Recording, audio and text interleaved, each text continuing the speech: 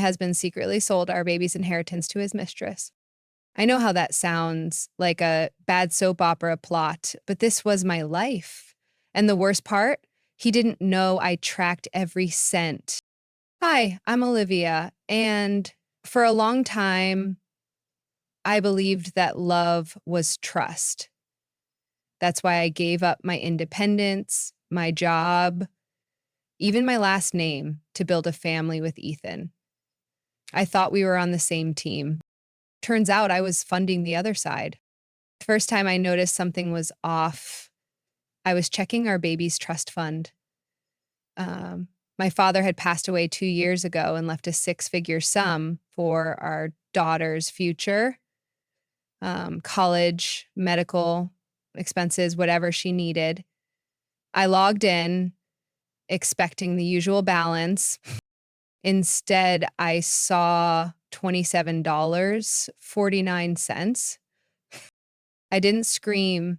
I didn't confront him right away. I watched, I traced, I counted, and then I found her. Amanda Green. He thought he was clever, but he forgot. I was the one who handled the numbers. Back in college, Ethan was the kind of guy everyone noticed. He wasn't the loudest or the flashiest, but he had that quiet confidence that made you want to lean in closer. I met him at a campus coffee shop. I was studying for finals. He asked if he could share my table.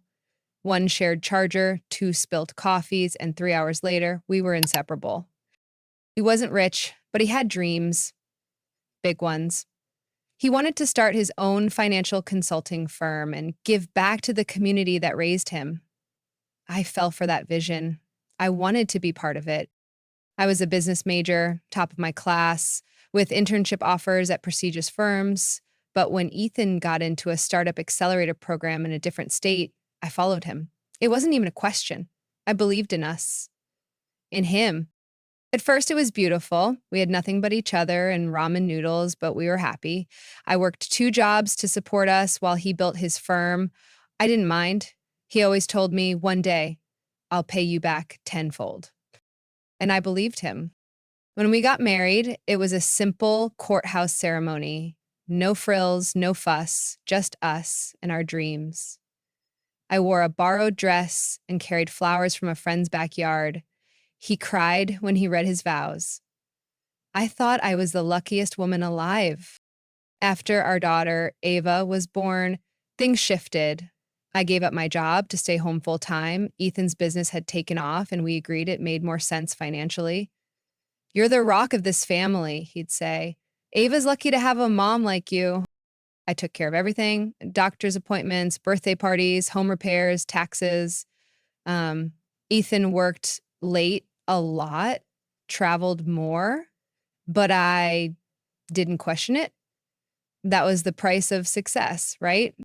When my father passed away and left a sizable inheritance for Ava, I made sure every penny went into a dedicated trust.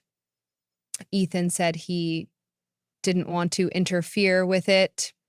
I took that as a sign of respect. Looking back, I realize now how blind I was, but back then I thought we were building something real, something that would last. Ethan used to leave little notes for me on the fridge, in my planner, even tucked into Ava's diaper bag.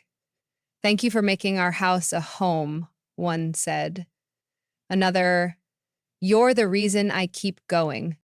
He made me feel seen until gradually he didn't. There were nights when I'd stay up waiting for him to come home, watching the baby monitor glow softly beside me. I'd told myself he was just tired, that he had a lot on his plate. But deep down, a quiet ache had started to grow in my chest. Still, I pushed the doubt away. We had a ritual on Sundays. I'd cook pancakes, Blueberry, his favorite, and we'd dance in the kitchen while Ava giggled in her high chair. It was messy and silly, but it felt like magic. It felt like family. I documented everything. Ava's first steps, her first words, the way she called him Dada and ran into his arms when he came home. I made scrapbooks, photo albums, little memory jars. I wanted to remember every second. Sometimes I'd look at Ethan and think, we made this. We made her. And I'd fall in love with him all over again. So when he started pulling away, I didn't know how to process it. He said he was just stressed, that the market was unpredictable. I brought him coffee late at night, rubbed his shoulders, left notes in his laptop bag. But the notes stopped coming from him. The text turned short, cold, yet I held on because I had given everything to this man. My 20s, my career, my trust, and most of all, our daughter's future. You had told me then that he'd sell out our baby's inheritance for a fling. I would have laughed in disbelief. But love makes you blind. And I was blind as hell. Looking back now, I realize how many signs I missed. But in those days, all I saw was the man I'd met over coffee, the man who once cried at our wedding, the man who told me I was his everything. That memory kept me going for until the bank statement told a very different story. The first real crack appeared on our anniversary. I had arranged a simple dinner at home. Ava was with my mom, candles were lit. His favorite lasagna was in the oven. I even wore the red dress he once said made him forget his own name. But when he walked through the door, he didn't even notice. I had a long day, he mumbled, loosening his tie, eyes glued to his phone. No kiss, no smile, just exhaustion and silence. I tried to ignore it. Over the next few months, the small dismissals became routine. He stopped asking about my day, stopped caring about Ava's milestones. If I brought up anything stressful, Ava's pediatrician appointments, the leaking roof, he'd sigh and say, "Can you handle it? I've got bigger things to deal with." I began to feel like a secretary, not a wife. He started locking his phone. At first, it was subtle. He said it was for business security, but he never used to hide anything from me. One night, I saw him laughing at something while texting. When I asked who it was, he said, "Just a client," and turned the screen away. He never used to hide his screen. The intimacy faded. We hadn't made love in weeks, then months. When I tried to talk to him about it, he said I was being dramatic. "You're always emotional lately. Maybe it's hormones." That cut deep. I began questioning myself. Was I too sensitive, too demanding? I started second guessing every word, every look. I lost count of how many times I apologized just to avoid another cold shoulder. Money became another tension point. Ethan started limiting what I could access. We needed budget tighter, he said. Yet he bought new suits, upgraded his phone, and suddenly had a gym membership at an upscale place across town. I once asked if we could take a short trip, just the three of us. He scoffed. "We can't afford luxuries right now." But his car had just gotten detailed, and I found a receipt for an expensive dinner, just for one. The real blow came when I tried to restart my career. Ava was in preschool part-time, and I'd found a freelance opportunity that I was excited about. When I told Ethan, he barely looked up. "Freelance, that's cute, but don't expect it to be more than a hobby." He didn't even pretend to support me. Our conversations became transactional. What Ava needed, what bills were due, when he'd be home. And often he wasn't. Networking events, client dinners, late meetings, always an excuse. One night, Ava asked, "Why doesn't Daddy eat with us anymore?" I didn't know how to answer. Still, I clung to the hope that this was just a phase, stress, burnout, anything but what I feared, that the man I loved had stopped loving me, but the signs were everywhere. I just wasn't ready to face them. Not yet. One Saturday morning, I noticed he wasn't wearing his wedding ring. We were getting ready for a family brunch with his parents.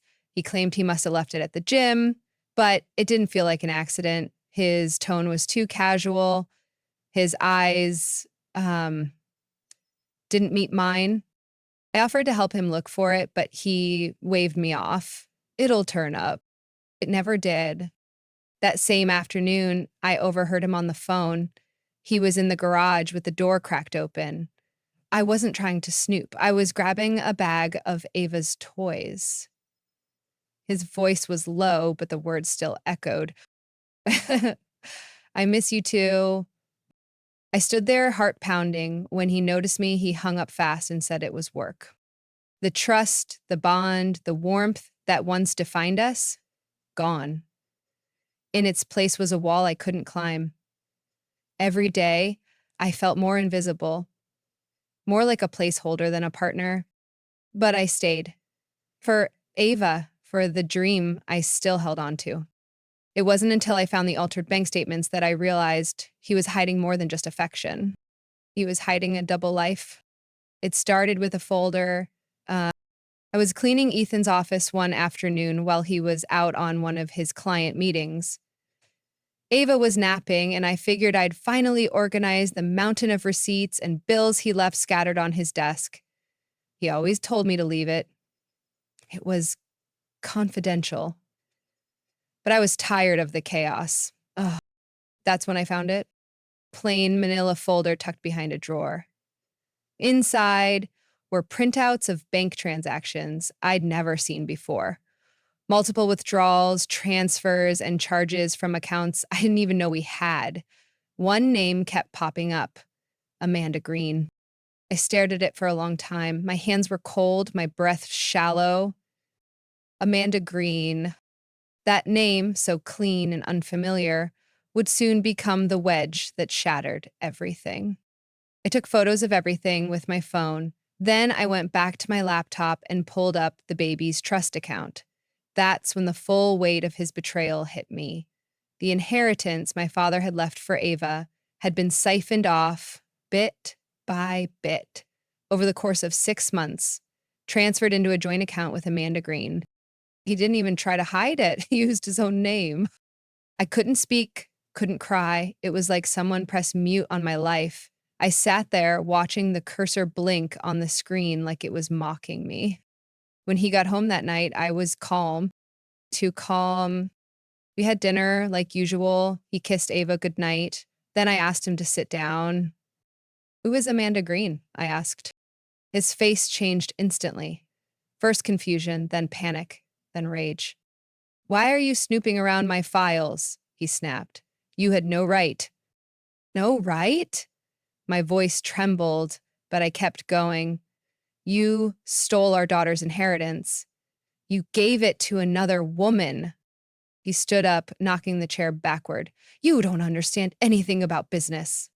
I laughed bitterly. "This isn't business, Ethan. This is betrayal." He didn't apologize. He didn't deny it. He blamed me.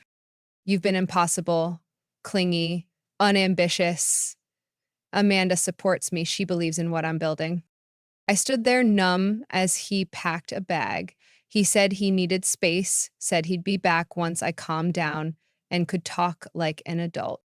That was the night he walked out. I stayed up trying to make sense of everything. I looked through every account, every password, every statement I could access. The pieces came together like a cruel puzzle. Trips he said were for work. Turns out he went to Napa, Aspen, and Miami, all with Amanda. He paid for her rent, her car, even her dog's grooming appointments, with money meant for our daughter's future. My world was burning, but I couldn't fall apart. Not yet. The next morning, I called a lawyer. The lawyer, a sharp, no-nonsense woman named Claire, listened patiently as I laid out the story. When I showed her the transaction records and photos of the folder, she raised an eyebrow. "This isn't just immoral," she said. "It might be criminal." That gave me a strange sense of power. For the first time in months, I wasn't crying. I was documenting. I started building a case. Claire advised me to gather every bit of evidence and to keep calm, play the long game. So I did. I played the doting wife when Ethan came by to see Ava. I asked about his day. I smiled. Meanwhile, I tracked every dollar he moved, every password he forgot to change. I dug into emails, insurance policies, joint assets, and then came the worst part. Amanda Green wasn't just a fling, she was pregnant. I found a message on Ethan's phone while he was in the shower, asking about baby names and whether she should put him on the birth certificate. My stomach turned. He had destroyed our family for someone else. And now he was building a new one. When I confronted him again, he didn't deny it. She makes me feel alive, he said. I slapped him hard, but I still didn't scream. I still didn't cry because I was done being the woman who begged for answers. I was going to be the woman who made sure Ava was protected. Claire and I filed a petition to freeze the trust account, which was now nearly empty. She warned me it would be a battle, that Ethan would likely lawyer up and fight dirty. We did.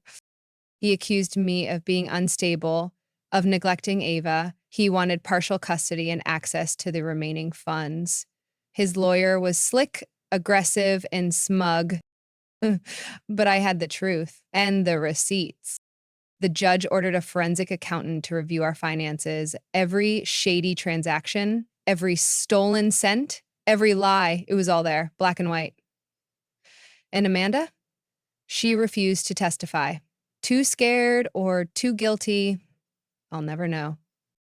All I know is that when the judge slammed the gavel down and declared the trust protected and Ethan liable for restitution, I felt something break loose in my chest. It was the weight of betrayal lifting, just enough for me to breathe again. Ethan looked stunned when the ruling came down, like he truly believed he'd get away with everything. I didn't.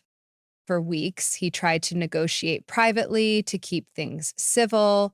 He even had the nerve to suggest we reset and co-parent amicably, as if I could forget he stole from his own child. I recorded every word, because now I wasn't just a mother. I was a protector, a strategist, a woman rebuilding everything he tried to destroy. And I wasn't done yet. After the court ruling, Ethan stopped pretending. He didn't call to check on Ava. He didn't send child support even after the judge's order. He was too busy playing victim to his family and friends, spinning stories about how I'd turned Ava against him, how I stole everything in the divorce. Meanwhile, I was holding the pieces of our lives together with shaking hands. Ava didn't understand what was happening. She kept asking, "When is Daddy coming back?" I didn't know what to say. How do you explain to a 4-year-old that her father chose another family?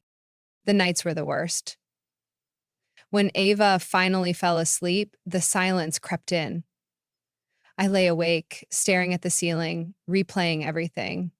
Every lie, every red flag I had ignored, every moment I had wasted loving someone who never deserved it.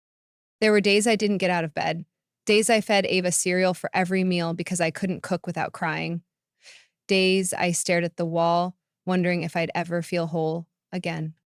I stopped answering calls, I stopped returning messages. Even my mom grew worried. She came over one morning uninvited and found me sitting on the kitchen floor, surrounded by unopened bills and Ava's scattered toys. She didn't say anything, just sat beside me and held my hand. "I know it hurts," she whispered, "but you're not alone." I wanted to believe her, but the shame was overwhelming. I felt like a failure as a wife, as a mother, as a daughter. I had allowed Ethan to manipulate me, lie to me, drain our child's future. And now I was expected to stand up and keep going. Some nights I thought about just leaving, disappearing, letting someone else raise Ava, someone stronger, someone who hadn't been broken. But then Ava would crawl into bed with me, wrap her little arms around my waist and whisper, "I love you, Mommy." and I'd remember why I had to stay, not just for her, for me. One evening, I pulled out the scrapbook I'd made during our first year of marriage. The pages were yellowing, the photos smiling back at me like cruel ghosts. But instead of crying, I picked up a pen and I started writing. Notes, not diary entries. Step 1, find a therapist. Step 2, figure out the bills. Step 3, apply for jobs, even part-time. Step 4, take Ava somewhere, anywhere, just to laugh again. I wasn't ready to fight the world yet, but I could fight for one small moment of peace. Therapy was terrifying at first. Sitting across from a stranger, peeling back layers I'd kept hidden, even from myself. It felt like being torn open. But the therapist, Dr. Lang, didn't rush me. She didn't pity me either. She listened, and that alone felt like the first brick in rebuilding something. She helped me name what I'd been through: emotional neglect, financial abuse, betrayal trauma. She helped me stop blaming myself. In one session, she asked, "What would you say to Ava if she were in your shoes 20 years from now?" That question haunted me because I knew exactly what I'd say. Leave, protect yourself, you deserve better. But why wasn't I saying it to myself? That week, I started a new routine. Every morning before Ava woke up, I'd stand in front of the bathroom mirror and say one kind thing to myself. Some days it was, "You survived." Other days it was, "You're enough." It felt silly, but it helped. Ava noticed the shift too. She started drawing again, pictures of us smiling, dancing, holding hands. She laughed more, asked fewer questions about her dad. Um, it was like we were both slowly emerging from a fog. The day I got a freelance contract, small but steady, I cried. Not because it was perfect, but because it meant I was capable. I could stand on my own. I didn't need Ethan's money or approval to build something. Grief still came in waves, but so did hope. And for the first time in a long time, hope was winning. One night after tucking Ava in, I sat on the porch with a cup of tea and let the quiet settle. For the first time, it didn't feel heavy. It felt like clarity. I wasn't healed yet, but I was healing, and that was enough to keep going one small step at a time. Used to think healing looked like a straight line, like one day you just wake up and everything's okay again. But the truth is, healing looks like mismatched puzzle pieces, some days sharp, some soft, most of them uncertain. But piece by piece, I was putting my life back together. It started with saying yes to more work.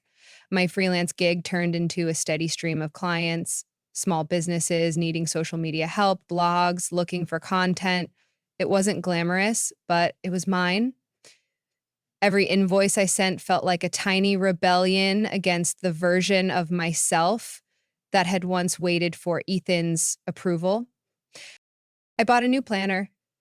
It may sound silly, but organizing my life again felt empowering. Color-coded schedules, post-it notes, goals, even meal planning became a ritual of control, of rebuilding something on my own terms. Ava flourished too. She made friends at school. She started ballet classes. Every time she twirled in her pink tutu and looked for me in the crowd, my chest ached in the best way. I was present. I was there. And people noticed the change. Neighbors who once looked at me with quiet pity now waved with warm respect. My mom called more, not to check in, but just to chat. My sister asked for parenting advice. Even my old college roommate reached out, saying she'd seen my writing on a parenting site and wanted to reconnect. I was slowly reclaiming the pieces of myself I had given away. One afternoon, I ran into Amanda Green at a grocery store. She looked tired. not glamorous or smug, just pale and worn.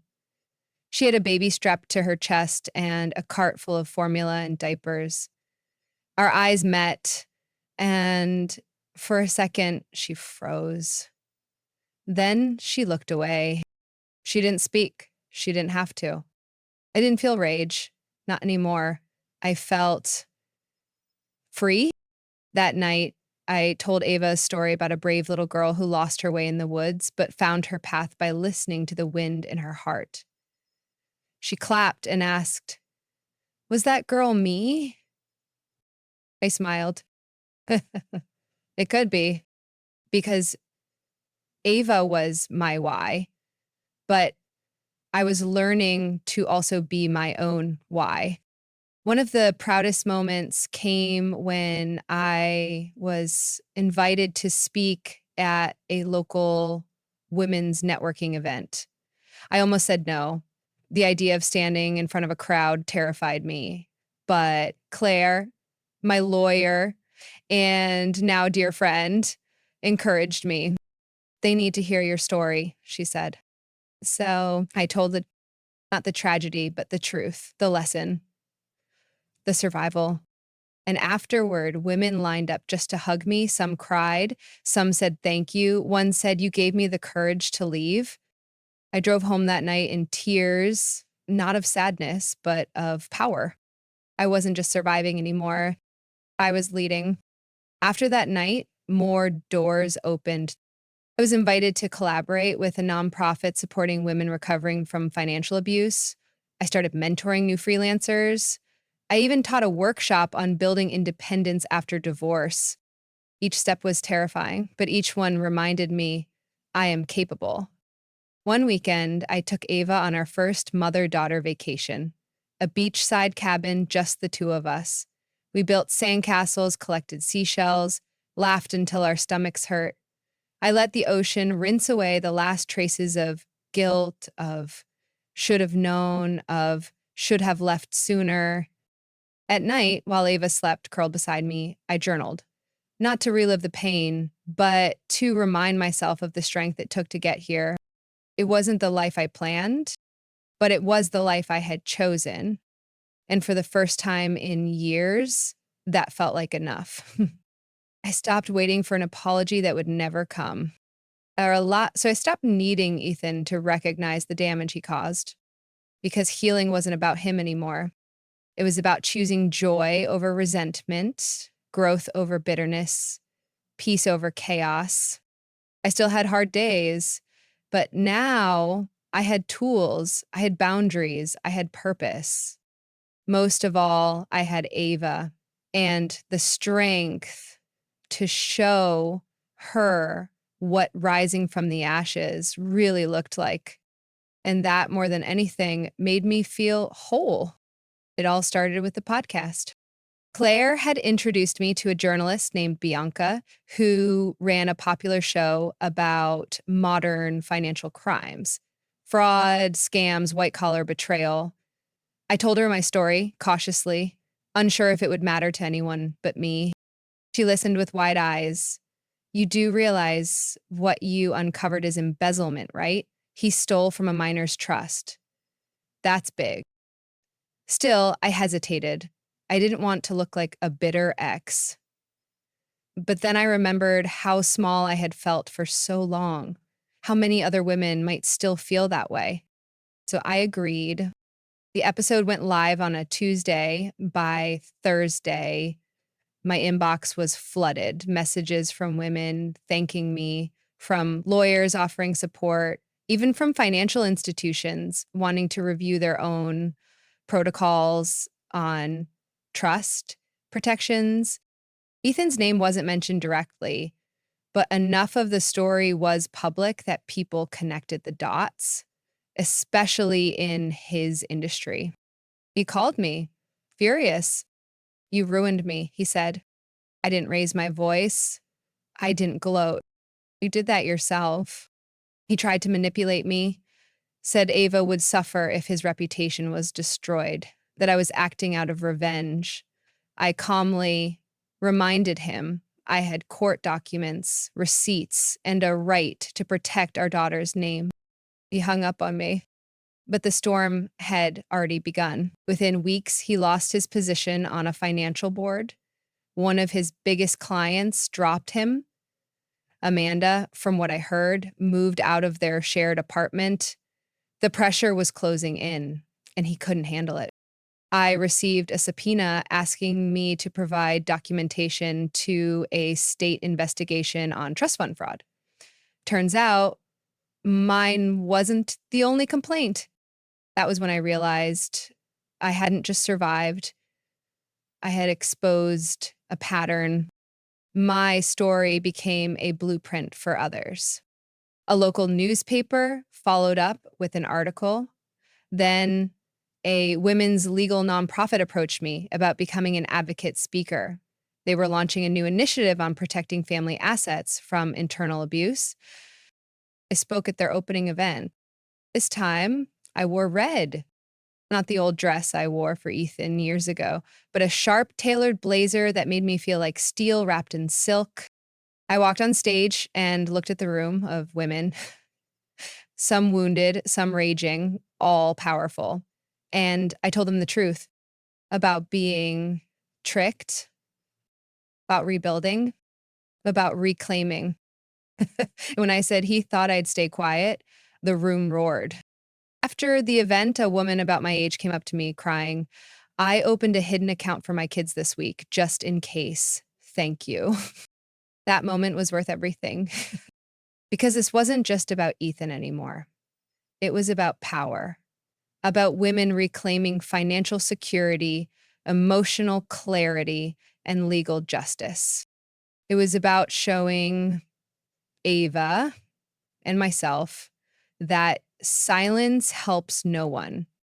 Months later, I was contacted by a documentary filmmaker. She had heard my podcast episode and wanted to feature me in a short series on financial abuse in modern motherhood.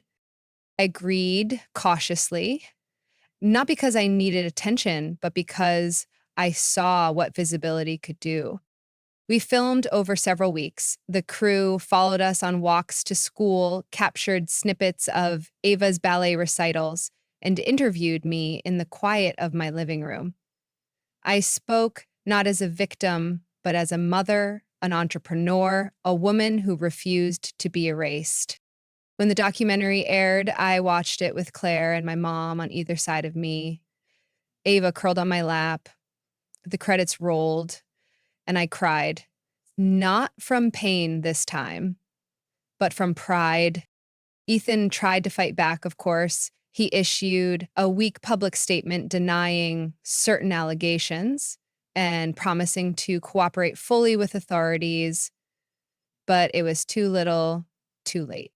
I didn't need his confession. The world had already seen the truth, and my life had already moved on. I started my own agency, a boutique firm helping women navigate freelance careers after major life changes. I called it Reclaim Studio. It was small, but it was honest, transparent, empowering, exactly what Ethan's world had never been. The final blow came during a mediation hearing over a new custody request Ethan filed, claiming he wanted a second chance to be a father. But the judge had read the files, seen the records, watched the documentary. He denied the request outright. Ethan sat 2 rows behind me, stunned and speechless. I didn't turn around because that chapter was closed, and I was already writing the next one. As I walked out of that courthouse for the last time, the sun was bright, the air crisp. Ava held my hand tightly and looked up at me. "Are we done with the scary stuff now, Mommy?" I knelt to her level and smiled. "Yes, baby, we're done. We're safe." Because this time I wasn't walking away broken. I was walking away in power, with my daughter beside me and a future I had reclaimed with my own hands. No secrets, no shame, just strength. Ethan's fall wasn't dramatic. It was quiet, slow, and entirely of his own making. After the documentary aired and the investigation deepened, more families stepped forward. Turns out Ethan had advised several clients inappropriately, guiding them to make decisions that benefited him more than them. The state launched a formal ethics review. He was suspended from his professional license. And then came the civil lawsuits 3, then 5. Some involved money, others focused on misrepresentation. I didn't follow every detail. I didn't need to. What I did see were the emails he sent asking for help. First to Claire, then to my mom, finally to me.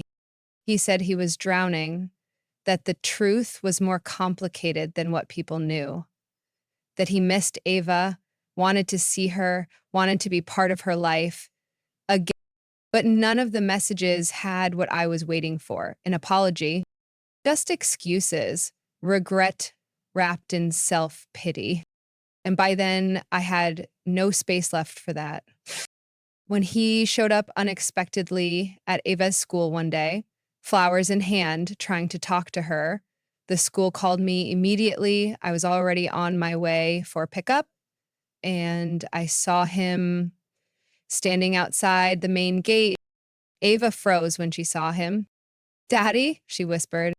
I stepped between them. "This isn't your place anymore, Ethan."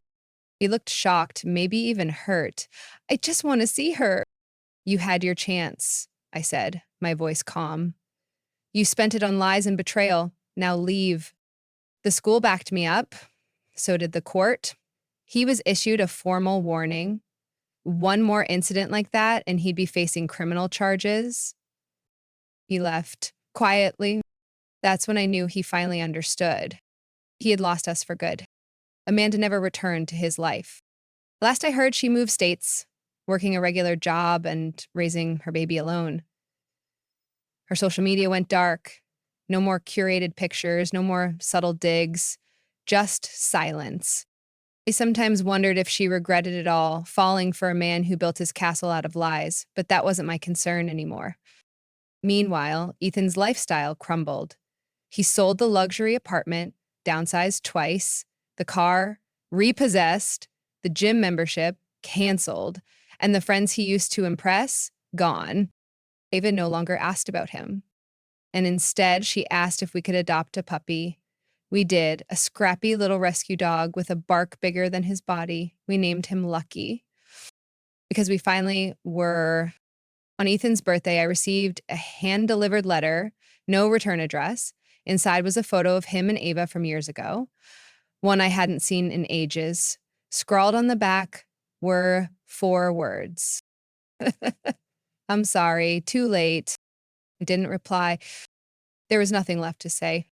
Some people only understand the cost of their choices when everything is gone. Ethan thought his charm and ambition would carry him forever. But even charm has a shelf life, and his had expired. He was a shadow of the man I once knew, and I had no interest in chasing shadows. That winter, I saw him one last time. He was sitting alone at a cafe near the courthouse, wearing the same coat he used to brag about. It looked worn now, like him. He didn't see me.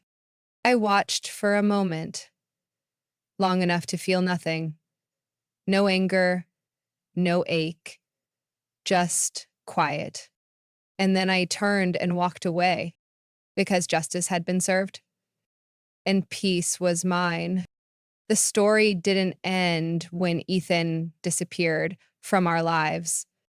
It ended in the small, quiet moments that followed, the ones where I felt truly free. Like the first time I opened a savings account in my own name without needing permission. Like the time Ava and I painted our living room walls sky blue and laughed when we accidentally smeared paint on each other's noses. Like the evening I turned off my phone, lit a candle, and read a book cover to cover with no interruptions, just because I could. Those were the victories. The world didn't reward me with fame or fortune, but it gave me clarity, and that was enough. Clarity that love isn't about sacrifice without limits, clarity that trust should never be blind, clarity that I am worthy of peace, of protection, of a voice that won't be silenced. When people hear my story, they often ask, do you regret it? Staying so long, loving him so deeply? And my answer is always the same, you know, because that love gave me Ava, because that pain gave me strength, because that journey taught me who I really am today. I still freelance, still run Reclaim Studio, still speak to groups of women navigating their own stories. And every time I stand in front of a crowd, I remind them your worth isn't defined by who left you or who hurt you. It's revealed in how you choose to rise. I've taught Ava this too. When she's older, I'll tell her the full truth. Not to make her hate her father, but to help her understand how strong she is, how she came from a line of women who fought back, who healed, who built again. And maybe one day when she faces her own heartbreak, she'll remember how her mother stood tall, not because she wasn't broken, but because she rebuilt herself anyway. If I've learned anything, it's this: the worst betrayal doesn't destroy you. It introduces you to the version of yourself you were always meant to become. And that version, she's unstoppable. Sometimes I visit my father's grave. I bring Ava with me. We place flowers, his favorite white lilies, and I tell her stories about the man who made her future possible, even if he never got to hold her. Grandpa loved you before you were born, I say. He believed in our strength, in our future. She always nods solemnly, holding my hand a little tighter. It's in those moments I feel the full circle of everything we've overcome.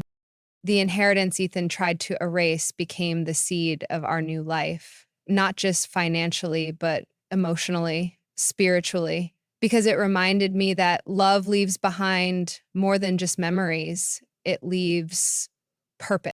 I don't need revenge. I have resilience. I don't need closure. I have clarity. And most of all, I have Ava, her laughter, her kindness, her fierce, innocent belief that good things can always bloom again, even after the storm. That's the legacy I choose. That's the ending I write, not in bitterness, but in boldness. Because even in ruin, I rebuilt. And in rebuilding, I rose. So if you're reading this and you're in the middle of your own unraveling, your own heartbreak, your own fire, know this: you are not too late. You are not too broken.